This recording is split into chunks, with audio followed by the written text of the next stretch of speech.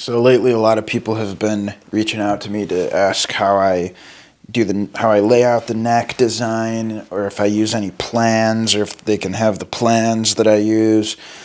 I don't use any plans. I just do it sort of freehand, and I think that's a better way to do it. It allows you to be more expressive and use the materials better.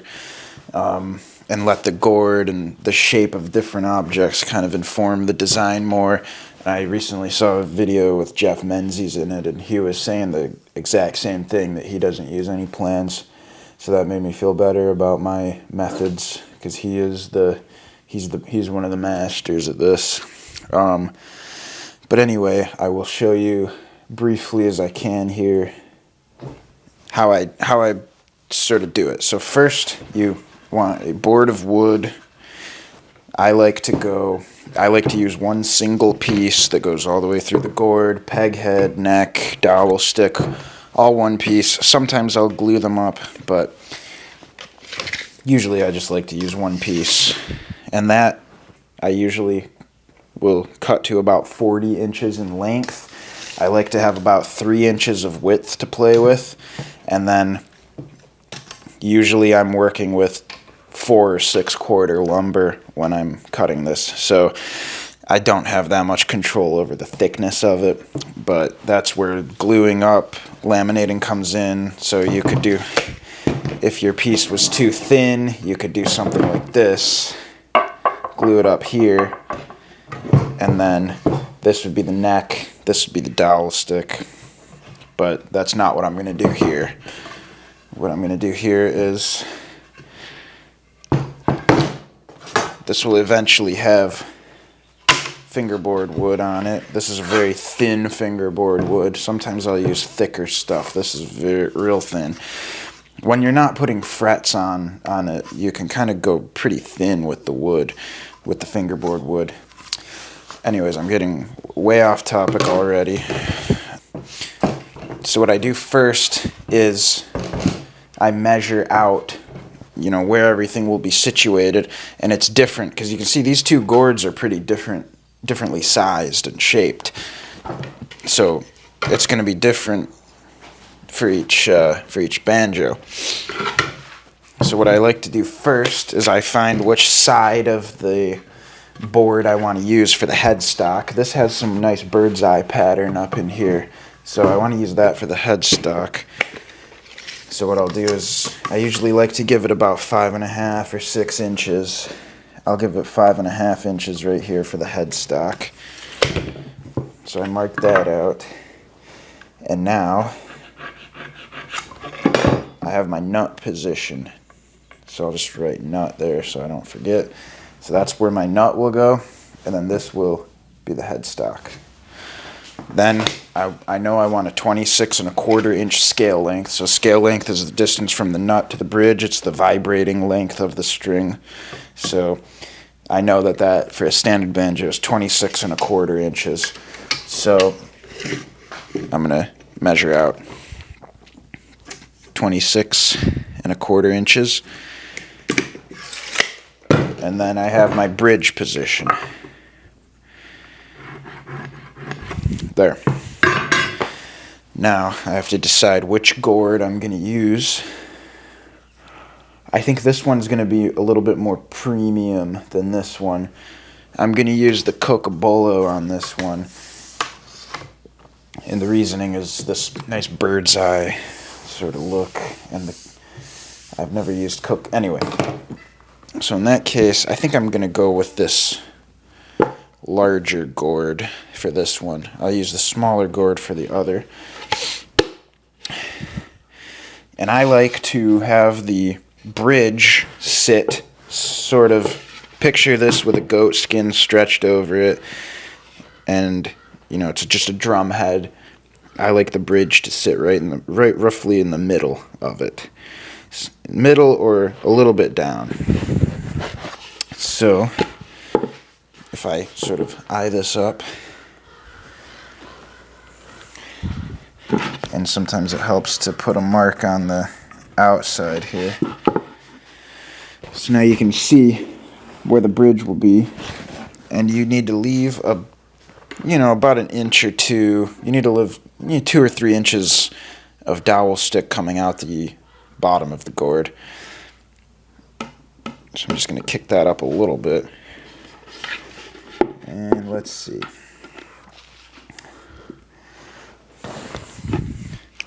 So my bridge is right where I want it.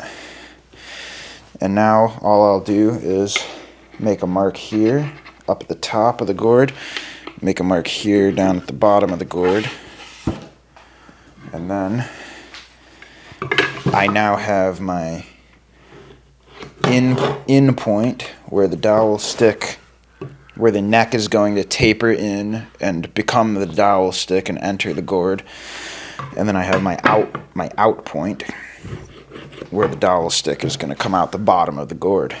And that's all you need. Those are all the measurements you need to get going. So now I'll just transfer those measurements over to the side, because what I do first, I cut the side profile out first, and then I'll go glue this up, and then once the glue is dry, I cut out the face cut. So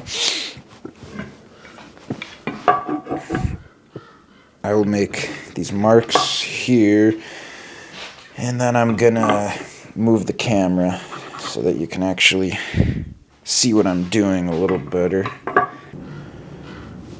So there we go. So now I'm gonna leave that headstock bare to show off those little bird's eyes. So my fingerboard will go here. So you can see the extra thickness I'm going to get from the fingerboard. When you're using a thicker fingerboard, like a 1/4 inch fingerboard, or if you're gonna put frets on or something like that,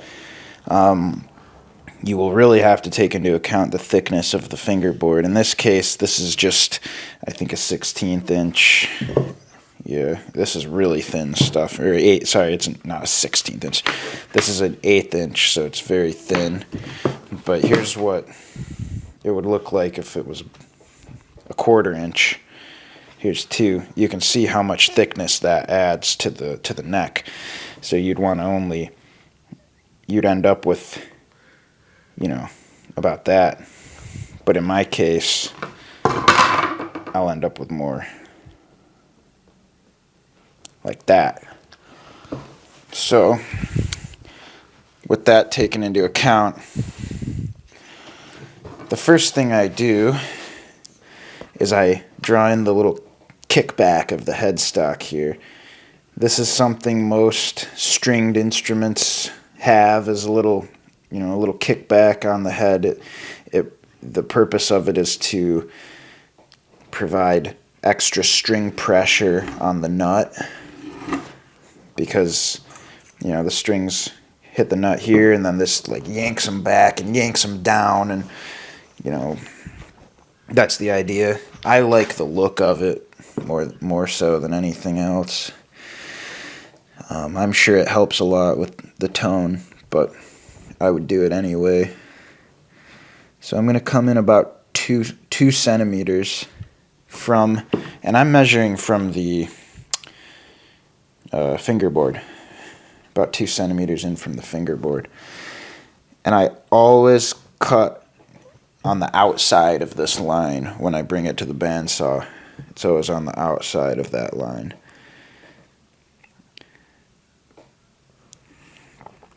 And this, when you do this yourself, you can be kind of creative with it. Do your own design, come up with your own ideas. The only thing that matters is that it feels comfortable in your hand to play around here, and there's enough of a frailing scoop around here. So let me get to that now, because once I lay out that headstock, I like to come down here, and this is thin. This is 1.5 inches. I prefer to use 4/4, 2-inch thick wood, but this is 1.5 inches. So it's going to have a shallower frailing scoop, and I'm probably gonna set that, yeah, I'm only gonna be able to set that frailing scoop back about 1.5 centimeters. So that's where that's gonna go.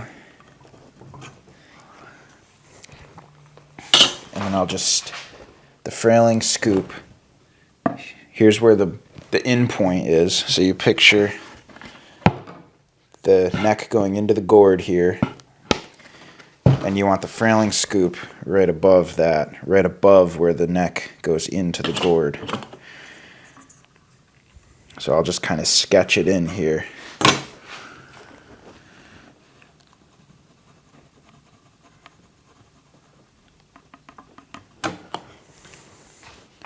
And this will all get cleaned up later. So now we're working with a pretty thin dowel stick. I might move this line just a little closer. That's a little better. And the thing to consider here, this width, that's how far, that width here from this edge of the dowel stick and this wood, this wood will all be removed. So this area here, this width is how much meat I'm going to be able to have on the gourd between the hole that the dowel stick goes into and the rim of the gourd. So ideally, you'd want this to be, roughly an inch. I've got about 1/2 inch now. So 1/2 inch to an inch is workable, but this is definitely the smaller end, and that's just a preference thing. It just makes me a little more comfortable. But I've seen, traditional like acontings and stuff, and those types of instruments that the gourd banjos is descended from, they will often have nothing there. It's just, you can see the outline of the dowel stick coming through the hide. Anyway, I'm getting way too distracted here. We want this dowel stick to taper. I want it to taper down to about 2 centimeters in width. And on this one here, we're gonna get most of our taper on the face cut instead of on this side profile. If I was working with thicker stock here, then maybe I could get a little more taper on the side profile, but not necessary. Cool, so we're almost there.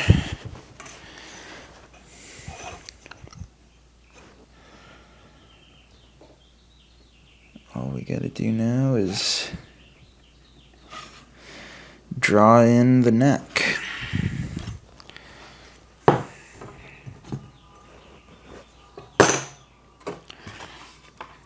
And I'm just using these as straight edges here, which is,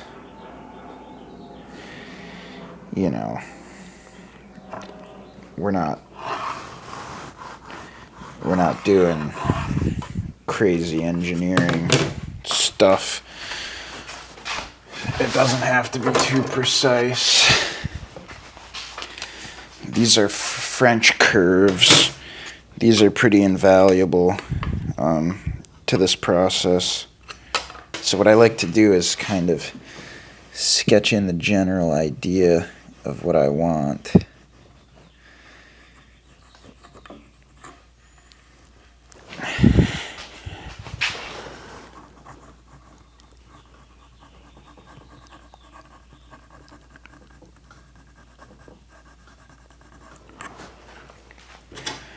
And then let the French curve kind of finalize it.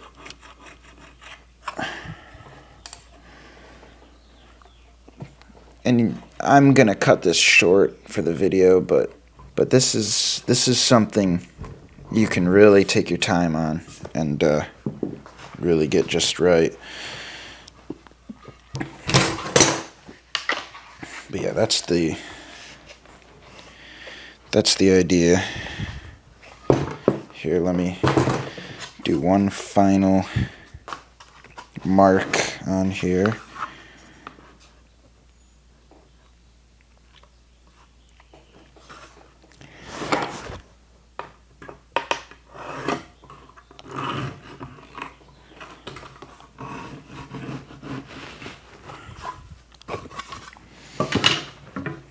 Just to really bring that taper down the middle, down to the bottom here. And yeah, that's it. That's the side profile. So I'll go cut that out.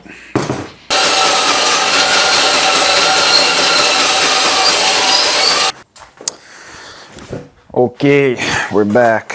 I know I said I was going to, and this one, by the way, is the Bacote. So, yeah. And I know I said I was going to glue up. I usually glue up the fingerboard wood and then draw this on and make the face cut. But I'm having such a hard time. There's a low spot here that's driving me crazy. And I don't want to glue it up. I can't really get that low spot out. And if I glue it up, I'll just, you know, transfer that. Anyway, I like to get this as flat as possible before the glue up. It's going to be a little easier to get it flat. You know, all this is going to get cut off in the end anyway, so there's no point of me grinding it down over there for an hour. Anyways, so yeah, you know, you can glue it up before, or you can glue it up. You can glue it up before you make this face cut, or you can glue it up after. Doesn't really make much of a difference. So you can see I've drawn a center line. Now that we've, you know, now that we have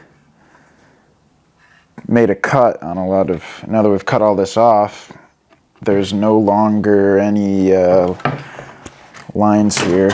So I just want to transfer these. Okay. Yeah, I just want to transfer these lines over to here now. So that's the in. Tried to write it upside down. The in point.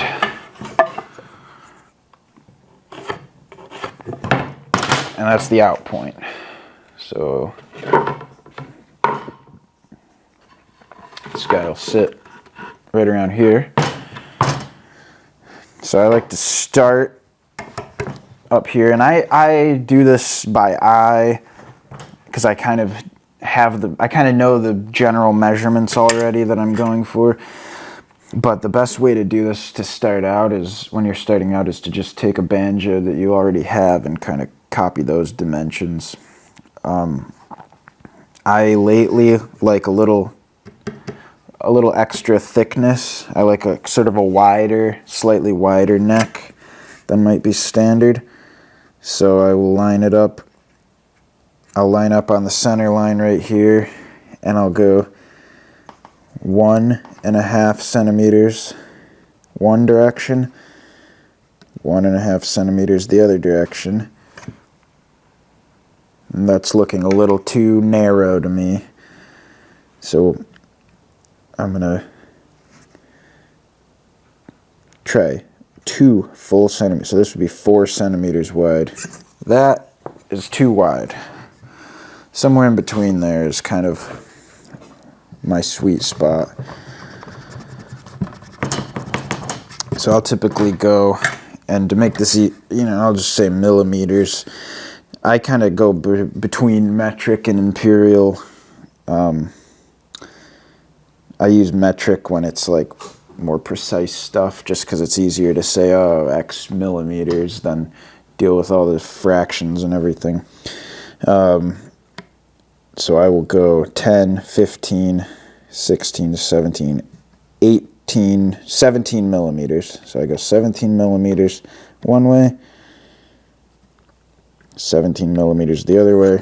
Perfect. That gives me a total width at the nut. The neck width at the nut is 34 millimeters. I'll put the standard on the screen for standard banjos. This, I think, is a little wider than standard, 34 millimeters. Now, because I just remember doing this so many times, I know that the 5th string, and this is important, the 5th fret is going to be somewhere around the 5.5-ish mark from the nut, and you can look up fret position calculators and figure that out. The reason that's important is because the 5th string, so the neck is going to keep this narrow width up until, you know, roughly 5th fret 5, 6, or 7 in this sort of area, and then the neck's going to widen out in order to accommodate the 5th string peg, which is going to go right about here. So yeah, one time I forgot to do that, and I wasted a whole chunk of walnut. So don't forget to make this flare out. I've lately been liking to put my 5th string peg a little lower, somewhere around here. I kind of like the look. People put it doesn't matter, you know, you could put it up here if you want, except it would look kind of dumb. You could put it all the way down here. I mean, the sweet spot though is, you know, 5 to 7, fret 5 to 7. So I'm going to go back over here. And the thing is, look, I've got this dot here. This is not the best way to show this. I should have another camera that's like close up. But I think just so you get the idea. So this is the inner side. When you're playing, it'll be like this. You'll be looking here. The 5th string peg's going on this side. And I decided I'm going to put the 5th string peg right about here. So right above this line, I'm going to go out my 10, 15, 16, 17 millimeters. And then I'm going to join up these two lines.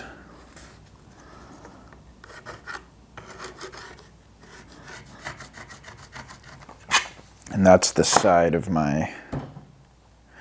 So that's a straight line right down to the 5th string peg. Now I'm going to go down here and determine my width down here. I'm going to let it get pretty wide down here. I think I'm going to go 2.5 centimeters in either direction. So that's 5 centimeters in total width. And then all I need are these two lines.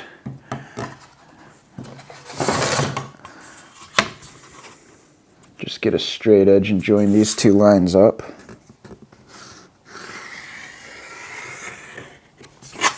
I'm done. That's that. Just a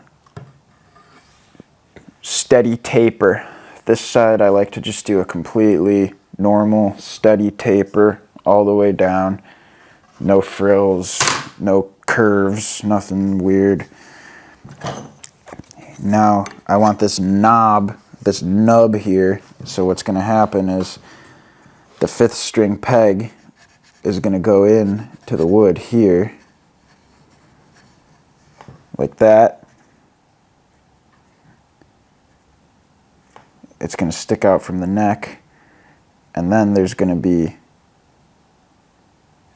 the neck is going to flare out here to accommodate the pip or the 5th string nut, and then the 5th string is going to go through here. I don't know how well you can see that. See my diagram here, but yeah. So I like to have it come out, you know, maybe a 1/4 inch or 7 or 8 millimeters. I'm gonna have it come out to about here. And then we just join up these top and bottom lines.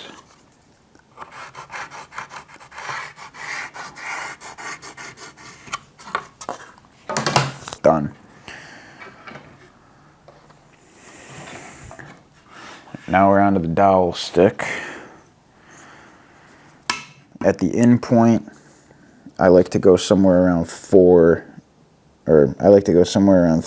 centimeters wide. I think that looks good. It gives it enough strength. So that's 3 centimeters here, and then I like to taper it down to 2 centimeters. And that I usually find is more than enough taper, because when we mount this on the gourd, the only thing really holding it in place is the taper of the dowel stick and the string tension. And you can stick a wedge in the bottom. That's for later though. So I'm gonna go here and just connect these lines. And yeah, I mean, once you can sort of visualize this and get an idea of what you're doing, it's not very complicated. It takes a little practice and like a little visualization, but compared to a lot of things you could be building, this is pretty simple. It's really just a stick. It's just a tapered stick. The only thing that's really hard is making sure this is totally dead flat. That seems to take me a long time. Yeah, and then all there is now to do is the frailing scoop area. So we have all that. So you just want to draw it in. I just freehand it in. Just sort of sketch this. And this is where, you know, if you're not feeling too confident, you can try to use the French curves. Except it's tricky because it's a curved surface here. It's tricky to trace unless you have a paper, like a plan on a sheet of paper, like a stencil. But anyway, that's that.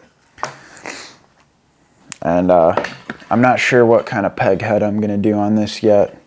If I knew, I would probably try to draw in the peg head, but right now I'm just going to leave it blank, and I'm going to go ahead and cut this out, except I'm going to erase this whole area and make it a little nicer. But yeah, it's ready to cut out.